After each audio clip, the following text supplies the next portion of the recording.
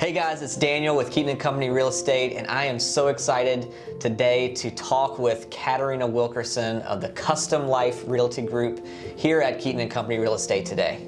Thanks, Daniel. It is an honor to be asked for an interview with the Daniel Keeton. All right, so let's talk about your journey in real estate. Starting from the time I taught you in, no, I'm kidding. I taught her in course class. So you and I have known each other for a long time, and tell people, for the people that don't know, how you got into real estate, why you did it. Wow, so coming out of college, there was a lot of decision making that needed to happen, and I think at that point I realized what I really wanted was not to fill a traditional employee role somewhere, and so I went to be a loan officer, 100% commission kind of gig, and took the risk right out of college, and it was great. I loved it. I loved originating loans, but I missed a lot of the relationship piece that I saw real estate agents have with their clients. And I wanted more autonomy and to be a little bit less heavily regulated in a numbers kind of way.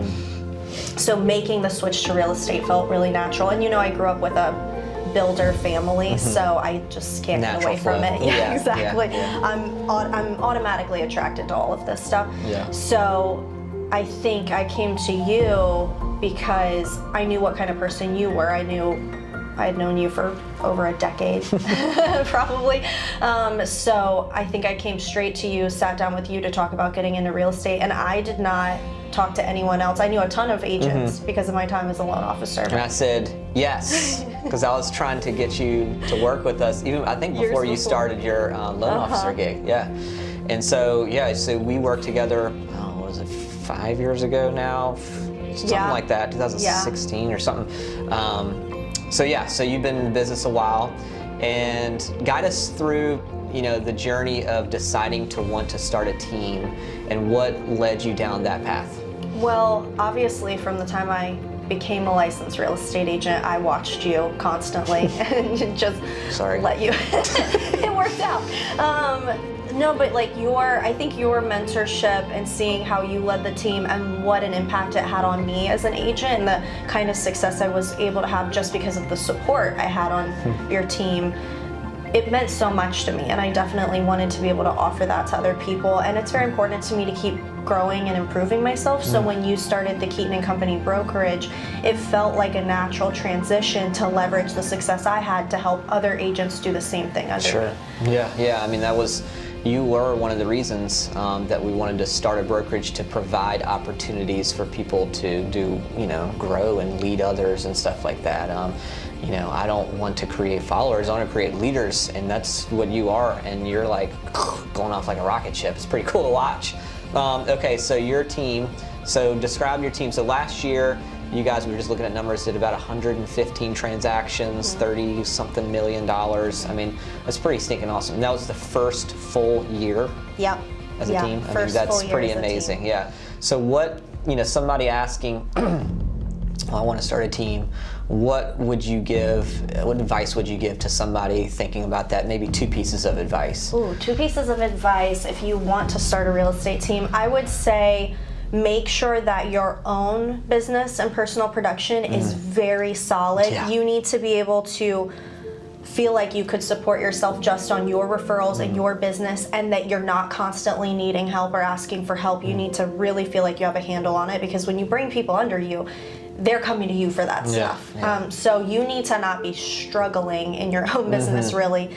And then I would say another piece is put your emphasis on the people. So you need to have financially a setup and a cushion to where when you bring people on, you're not immediately like, where's the production, where's the money? You really want to find people who you just can fully believe in, and then know that if that person is the kind of person you think they are, eventually the deals will happen and the money will come. But the emphasis should be on who is on the team, and do you believe in them enough to support them through the hard beginning stages. Yeah. That's good. It's about the people, and you got to focus on them when you're a team leader. it becomes less about yourself, at least there's different ways of doing teams, but I think the success you found is it's clearly about the people you're leading. Yes. Like, people know that. So what would you say to someone, what are the benefits of being on a team that you maybe found yourself, or that you see through your people on your team?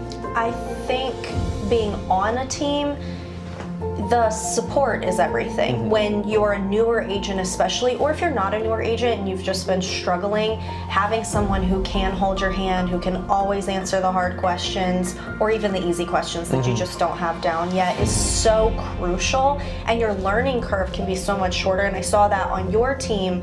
You helped me and let me follow you and shadow you and do everything under you, and so I could take everything that you had to learn the hard way, then learn it the easy way. And so I was able to learn so much faster. And I think the people on my team can too, with the right kind of mentorship and support.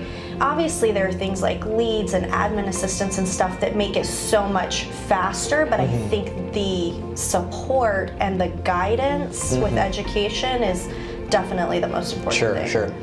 So what would be the benefits of clients that are looking to work with someone on a team or working with a team? Oh gosh, so many benefits. Honestly, I would say if you have a choice between an agent who is solo and an agent who's on a team and everything else is the same, I would definitely go with the agent on the team for many reasons. One is that they probably have a stronger support system. So that not only are the other agents on that team rallied around them, because a good team, there's a lot of camaraderie. We celebrate with each other. We get upset with each other, for each other, not with each other. Hopefully. Once in a while. Yeah. So there's so much support, and we're really working in tandem. And then also there's a team leader whose financial success depends on your financial success. As a leader, every single deal an agent is doing matters so much to me. So it's not just that agent that cares so much about what's happening with your client, but your team leader, the team itself, like everyone has to depend on each other. And then on top of that, there's going to be a lot of brainstorming that's done for you as a client. So if we're doing off-market deals or trying to figure out how to solve a problem for a client, we can all come together and solve that problem instead of someone just doing it on their own. As a group, more minds together are able to serve people Absolutely. in a higher way. Awesome. Well, how can people find you, whether they're thinking about being on a team or working with you in real estate to buy or sell their home? How would they find you guys? Well, Instagram, Custom Life Realty Group, for sure. And you can find Katerina Wilkerson Real Estate on Instagram very easily. There's only one of me. There's only one. And then, but also just call, text. I mean, it's easy to reach us. And really, you could talk to anybody on our team. So if you see somebody getting tagged in Custom Life posts, like, feel free to reach out, ask them for their honest opinion about being on the team. Sure. Awesome. Cool. Thank you. Thanks, Katerina. Custom Life Realty Group. Check them out on Instagram, online. You can find those guys. They're awesome people. Thanks, guys.